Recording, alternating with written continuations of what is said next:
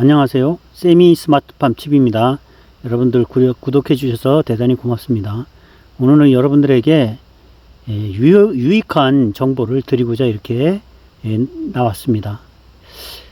제가 이게 지금 보고 계시는 이것은 산국이에요. 산국. 요 비슷한 건 이제 감국이라고도 있죠. 감국하고 산국은 약간의 차이가 있습니다. 그런데 여러분들이 실제 확인하기 쉽지 않을 거예요. 이 감국하고 산국이 굉장히 좀 구분하기가 어려운데 단 한 가지만, 화륜, 꽃 크기가 산국은 좀 적은 편이고, 감국은 좀 큰 편입니다. 그리고 이제 어떤 문헌에서 제가 확인해 보니까, 그 꽃 대가 붉은색이면, 감국이다. 뭐, 그냥 녹색이면, 산국이다. 이렇게 얘기를 하는데, 사실은 그렇지 않습니다. 지금 보시게 되면, 이 대가 지금 붉죠?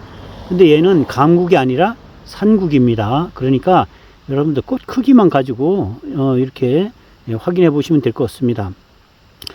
산국을 이제 그 효능을 이렇게 좀, 제가, 좀 들여다보고 공부를 해 봤더니, 효능을 보니까요, 산국은 진정 효과가 있고, 그 다음에 해독작용, 그다음에 방향제로 이제 사용도 많이 하고, 그 다음에 이제 두통, 머리 아픈 분들 좀 완화 효과도 가지고 있고, 어지럼증 있는데 좀 효과가 좋다 그러고요.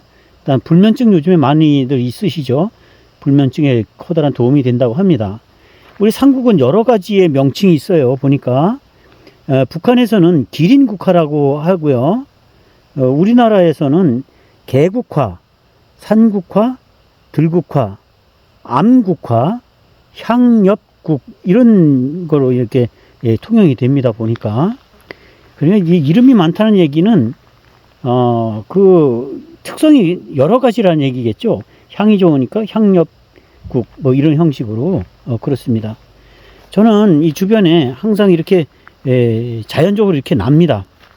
그래서 들어오는 진입로 옆에 이래 많이 나는데, 그래서 그냥 이렇게 잘 자라도록 그냥 둡니다. 두었다가 가을에는 이것을 이용해서 이제 국화차를 만듭니다. 저는 이제 국화차를 만들어요. 국화차를 만드는데, 일단 우리가 국화를 그 산국이라 그랬습니다. 제가 이거 지금 리뷰하는 이거는 산국이라 그랬어요. 산국인데 이 향이 지금 제가 리뷰하면서도 향이 굉장히 좋아요. 굉장히 좋습니다. 향도. 그래서 여러분들이 이제 채취할 때, 들녘 같은 데 가서 채취할 때 이렇게 보시게 되면, 자, 이렇게 잔잔하게 이렇게 많이 있죠? 조금 뭐 이렇게 잎이 같이 이렇게 잘라져도 관계는 없습니다. 근데 이제 가위를 가져가세요, 가위. 가위를 가져가셔서 요 밑둥을 이렇게 싹둑 자르세요. 싹둑 자르면 쏟아질 거 아닙니까? 근데 자르기 전에 요 밑에 용기 같은 거를 이렇게 받쳐들고, 요 부분을 이렇게, 그 가위로 딱 자르게 되면 꽃만 이렇게 쏟아지게 되겠죠. 그래서 이걸 이제 건조를 해야 되잖아요. 건조할 때는 여러분들 그 햇볕에다 건조하지 마세요. 약간 음지에다가 바람이 잘 통하는 곳, 뭐 하우스가 있다 그러면 하우스에다가 이렇게 널어 놓으셔도 되겠고, 하여튼 건조한데 음지인 쪽. 왜 그러나 하면 얘는 그 국화향 있죠. 국화향이 휘발성이 좀 강한 편이에요. 물론 워낙 그 얘가 향이 많다 보니까 좀 휘발이 된다 하더라도 큰 뭐 차이는 없긴 한데, 그래도 햇볕에 또는 열을 가해서 건조한다든지 할 경우에는 국화향이 손실이 됩니다. 많이 날아가 버리기 때문에 여러분들 그런 것은 좀 피하시고, 자연 건조를 하긴 하되 반음지에서 이렇게 좀 장시간에 두고 이렇게 건조를 하셔서, 완전히 건조가 되면요, 잘 모아가지고 밀폐 용기에 이렇게 담아 놓으시는데, 밀폐 용기에 담으실 때 요즘 실리카겔 같은 거 많잖아요. 우리가 그 약재를 사게 되면 약재에 실리카겔 같은 게 많이 들어가 있죠. 그런 부분에 대해서 실리카겔 같은 거를 넣어서 조금 습기가 좀 습기의 피해를 줄여주는 방법으로 이렇게 하시면 됩니다. 이걸 많이 해 놓으시면요, 예를 들어서 여러분들이 집에 이제 조그만 욕실 같은 거 있잖아요. 그런데 이제 이렇게 좀 어느 정도 물을 받아놓고 거기다 이렇게 띄워놔도 향이 좋을 것 같고요. 이제 방향, 이제 그 거실이라든지 차 실내, 뭐, 그 다음에 뭐 기타, 밀폐된 공간에 이런 것을 이렇게 놓게 되면 향이 굉장히 좋습니다. 그리고 이제 그 차로 드실 때는, 제가 이 문헌을 보니까, 조금 뭐죠? 좀 설사를 한다든지 아니면, 위장이 좀 약한 분들은 마시지 말라는 게 아니고요. 마시긴 마시되 약하게 소량으로 이렇게 드시라고 그런 내용이 있더라고요. 그러면 이 꽃이 이제 굉장히 잔잔하잖아요. 이렇게 잔잔한 게 이게 하나 두 개 이렇게 돼 있잖아요. 이게 이건 이제 말리게 되면 이제 굉장히 조그맣게 되게 될 텐데 거의 크기는 줄지는 않아요. 그런데 이거를 이 국화차를 만들 때는요. 일단 물을 끓입니다. 끓여가지고 머그컵 같은데 한 머그컵 하나에 이 화륜을 꽃을 3송이에서 5송이, 3송이에서 많게는 5송이까지 5송이 이상이 들어가게 되면요 너무 진해요. 그래서 이게 굉장히 진하고 향이 굉장히 높습니다. 그렇기 때문에 너무 진해요. 그래서 5송이를 넘지 않도록 이렇게 넣으셔서 우려서 이렇게 드시면 됩니다. 우릴 때도 그 국화향이 굉장히 그윽하고 좋아요. 그렇기 때문에 이제 위장이라든지 설사를 하든지 속이 안 좋으신 분들은 제가 생각하기에는 한 3송이 정도? 머그컵 기준으로 3송이 정도 이런 끓는 물을 끓여서 거기다가서 넣어서 이렇게 우려내서 마시면 좋을 것 같습니다. 그 다음에 이제 조금 진하게 마시고 싶다. 뭐 위장에 큰 이상이 없으신 분들은 한 5송이 정도 되면요 완전히 진짜 국화향이 아주 가득 아주 찻잔 안으로 가득하게 이렇게 들어옵니다. 특히나 이제 겨울에 눈 내리고 이럴 때 조용할 때 이렇게 마시면 굉장히 좋아요. 운치 있고 향도 아주 그윽하고 좋습니다. 여러분들 이런 상국은 많이 보셨을 거예요. 그렇죠? 많이 보셨을 거예요. 들녘에 가면 많잖아요. 굉장히 많습니다. 많은데 관심이 없고 그냥 국화향이 좋구나 이렇게만 생각하겠죠. 근데 잘 이용을 하시게 되면 건강에도 좋고 굉장히 유용하게 쓸 수가 있습니다. 유용하게 이용하실 수가 있어요.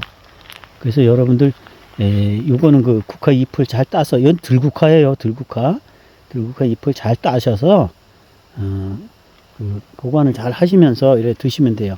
특히나 요즘에 커피를 많이 마시잖아요. 커피는 사실은 좋은 효과도 가지고 있긴 하지만 실질적으로 그게 조금 예민한 분들은 불면증이 생길 수도 있고 여러 가지 좀 안 좋은 부분들이 있죠.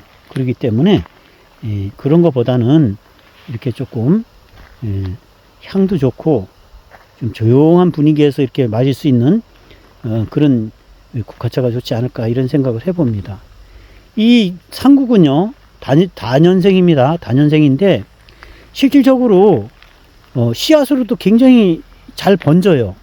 저는 매년 이 들국화의 산국을 뽑아내거나 아니면 뭐 이렇게 자르거나 계속 많이 그래요. 그래 관리를 꼭 해야 되더라고요. 너무 많이 나옵니다.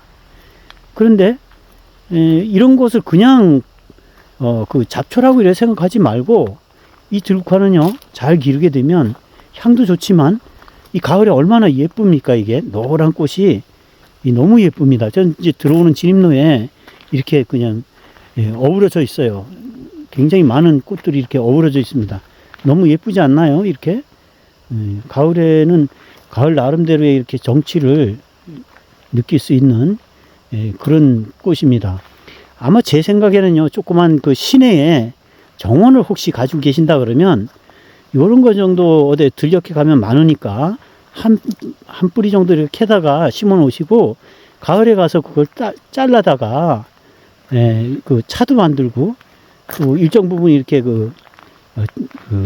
정원을 가꾸는 효과도 좀 느끼고 그래 봤으면 좋지 않을까, 이런 개인적인 생각을 해봅니다.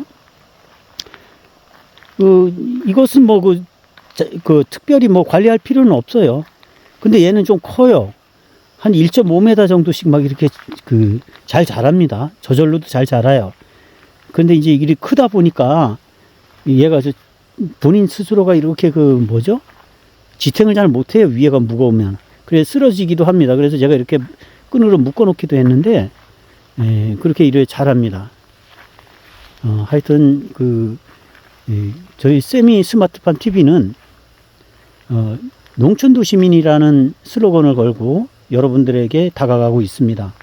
농촌에 살지만 농촌 삶에 꼭 얽매여 사는 것이 아니라 도시민과 똑같은 생활을 하고 여유롭게 이렇게 생활하면서 자연을 같이 즐길 수 있는 그런 내용을 가지고 여러분들에게 다가갑니다. 저는 농약 또는 유기비료 아니면 화학비료, 작물재배, 종자번식, 희귀식물 육종, 멸종위기종 보전, 뭐 여러 가지를 전체를 다 아우러서 저는 연구하고 그 다음에 거기에 대한 내용을 가지고 여러분들에게 이렇게 설명을 드립니다. 제가 세미 스마트팜은 여러분도 잘 아시니까 설명을 안 드리겠지만, 세미 스마트팜 하면은요, 실질적으로 기존에 이런 노지들 있죠. 노지에다가, 기존 노지는 그대로 노지에다가 이제 거기 보면 관수 시설들이 다 돼 있을 거예요. 그죠? 뭐 여러 가지 꼭 관수 시설뿐만이 아니라 뭐 농약을 뿌린다든지 아니면 영양제를 뿌린다든지 이런 시설도 다 같이 가능합니다. 모든 게. 제가 예를 들어서 이제 농약을 뿌린다든지 물을 주는 거를 제가 예를 드는 뿐이고요. 그래서 그 시스템을 해놓고 여러분들의 생활을 다 하실 수 있습니다. 저도 이제 조만간에 해외에 좀 다녀올 일이 있어서 나갈 계획이 있는데, 저는 걱정을 안 합니다. 모든 것은 다 CCTV라든지 이런 거를 제가 가지고 있기 때문에 전체를 다 이렇게 해외에 나가서도 확인하거나 점검하거나 컨트롤 하는데 어떤 문제가 없는지 있는지까지 다 가능합니다. 여러분들도 그런 부분에 대해서 제가 최대한 여러분들이 좀 농촌에 살면서도 여유롭게 살 수 있도록 노력을 그렇게 좀 만들 수 있도록 제가 도움이 된다 그러면 도와드리도록 하겠습니다. 근데 저는 그런 시스템이라든지 모든 거를요, 제가 돈을 받고 하는 건 아니에요. 저는 사업을 안 합니다. 사업하는 사람은 아니고, 단지 연구를 한다 하더라도 실증 같은 것을 통해서 여러분들에게 도움이 되도록 도움이 되는 내용을 가지고 리뷰하고 또 안내해 드립니다. 항상 세미 스마트팜 관심 많이 가져 주시고요. 많은 구독해 주시기 바랍니다. 여러분들 대단히 고맙습니다. 건강하세요.